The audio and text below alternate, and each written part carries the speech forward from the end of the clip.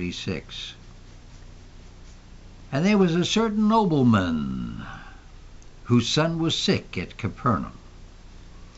And when he heard that Jesus had come out of Judea into Galilee, he went to him and implored him to come down and heal his son, for he was at the point of death. Tragedy brings people from different walks of life together as nothing else can. We get a glimpse of this in the passage we just read. We're introduced to a nobleman who in our day would be comparable to a politician. Oh, really? As a wealthy and prestigious person, he ordinarily would have had nothing to do with an itinerant preacher like Jesus, but that changed when his son was brought to the brink of death. Well, that happens, you know. We're living our lives, going day to day, just living the way we want to live. But then God permits tragedy to enter your life. Why? To get your attention. To say, hey, I'm the one that created you. I'm the one that deserves attention from you, because without me you can do nothing. Now you're living your life just doing this and that and paying no attention to my commands, to my laws. So I'm going to have to shake you up a little bit. What do people usually say when tragedy enters their life? Oh my God. Oh my God. God trying to get your attention.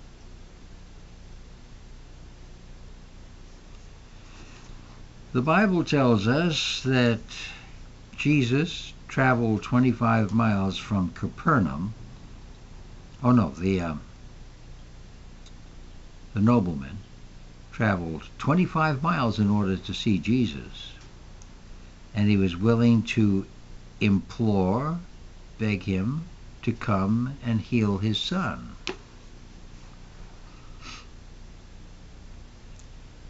God gives the instinct, the paternal instinct, the maternal instinct to man for a very simple reason: to keep the human race going. I've never had a child, but you can see when people have children, it changes their lives. They want only the best for their children. So this man came to beg Jesus to heal his son.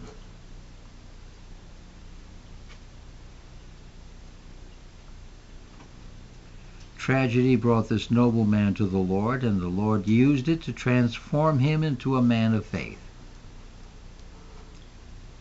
Keep in mind that the nobleman wanted Jesus to make the trip to see and heal his son, showing that his faith in Christ was limited to his visible presence. Jesus challenged this shallow sense of trust by calling him to believe in what he could not see. Jesus said to him, "Go your way, your son lives." Well, you see, God can do that. God can heal from afar. He doesn't have to be there present at the source.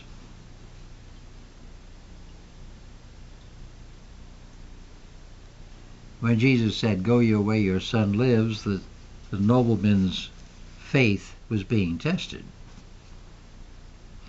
Would he still insist that Jesus accompany him so that he could make sure his son was healed? Or would he make the long journey home equipped with nothing more than Christ's promise? Well, the nobleman passed the test. He went away. He went on his way home and discovered that his son was indeed healed, just as Jesus had said. As a result, he and his entire household became believers, and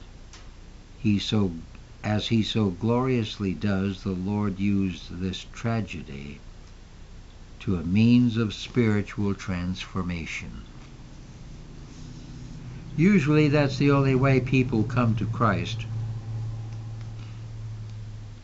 Most people just live for themselves, just going along, day by day, doing their thing, not even thinking about God. So God has to get their attention. Tragedy enters their lives. A serious accident, a death, a loss of a job.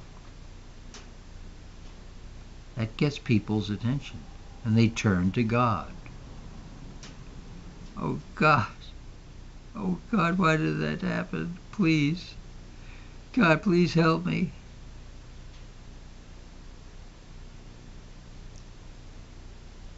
You know, it's better that this tragedy happened than you should go along in life just doing your own thing. That's not why you were born. You were born to know, love, and serve God.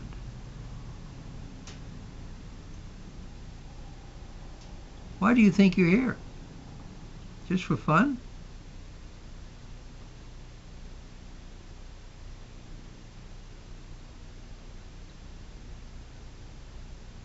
How do I serve God? What can you do? What gifts do you have? And by the way, do you know who gave you those gifts? That's right. The same God who created your flesh gave you your gifts. And he gave you your gifts to use for his purposes, not for yours.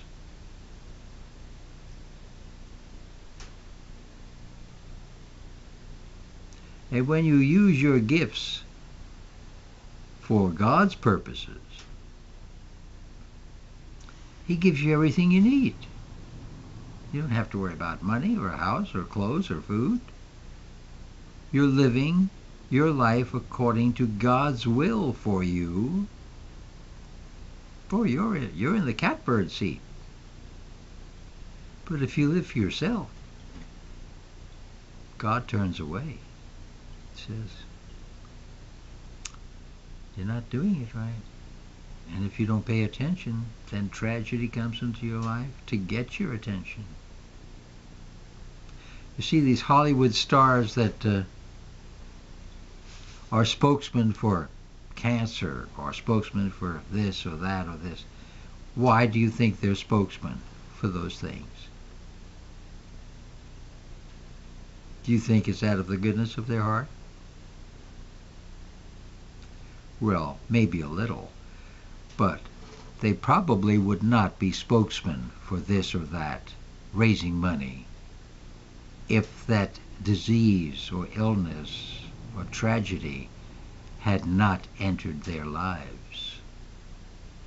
If their son were healthy and fine and everything was great, they probably wouldn't be a spokesman for polio or whatever disease happens to be afflicted in their homes. So, God brings tragedy to get your attention. That's the way it works.